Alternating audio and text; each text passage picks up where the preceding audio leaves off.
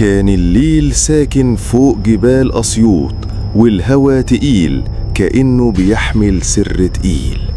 فجأة ظهرت كلاب سودة عيونها حمرة بتنزل من بين الصخور، عددهم بالعشرات، صوتهم أشبه بالصرخة، وهريدي واقف في البعيد ماسك عصايته وبيراقب في الرعب.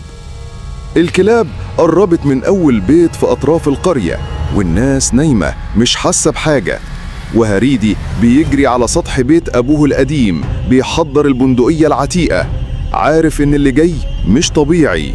الكلاب دي ريحتها نار وعينيها فيها لعنة مش بشرية. هريدي بص من فوق السطح وقال: يا ساتر يا رب، دي مش كلاب، دي شياطين ماشية على أربع.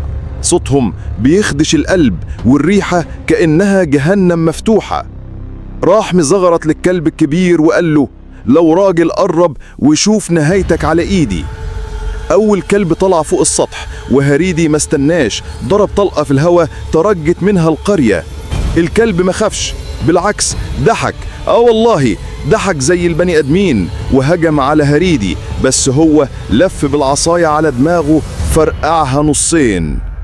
بعد ما قتل الكلب سمع هريدي صوت من ورا الجدار بيقول: ما تفرحش كتير يا هريدي، دول مش كلاب، دول لعنة قديمة رجعت تدور على دم. لف بسرعة لقى الشيخ عمران، راجل عجوز لابس جلابية بيضة وعينه فيها سحر مش طبيعي. قرب الشيخ عمران من هريدي وقال له بصوت مبحوح: اللي جاي أخطر، الكلاب دي مربوطة بنقش على تابوت فرعوني اتسرق من معبد في جبال دارنكا، واللي فكه اللعنة كان من دمكم. هريدي اتجمد مكانه وقال: من دمنا؟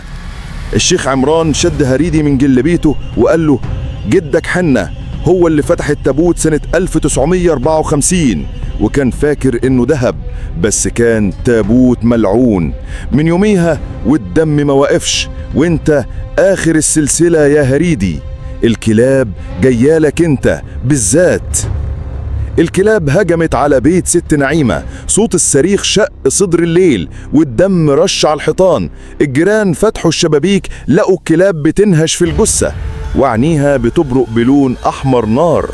هريدي جرى ناحيتهم وهو بيصرخ: يا خلق الله اصحوا، الجحيم فتح. العمدة كان قاعد يشرب شاي على المصطبة قدام بيته، فجأة طلع عليه كلبين سود بحجم العجول، واحد نط عليه وعض وشه، والتاني نهش رجله والدم سال تحت رجليه. وهريدي من بعيد بيصرخ: حتى العمدة، يا خراب بيتك يا بلد. الكلاب بعد ما قتلت العمدة بدأت تدور حوالين جثته بشكل دايرة، ريحة شلاتين طلعت من الأرض والدم بيجري في مجرى غريب كأنه مرسوم. هريدي بص للشيخ عمران وقال له: دي طقوس سحر. رد الشيخ: اللعنة بتكمل، لازم نوقفهم دلوقتي. هريدي شال بندقيته وربط عصايته على ظهره وودع عمران وقال له: لو مت احكي للناس اني حاولت. وطلع لوحده على جبال دارنكا. كل ما يقرب الأرض تسود والهوا يبقى مسموم، والمعبد ظاهر بعيد مدفون نصه في الجبل ونصه في الضلمة. هريدي دخل قلب المعبد، لقى التابوت مفتوح، جواه مفيش جثة، فيه مراية.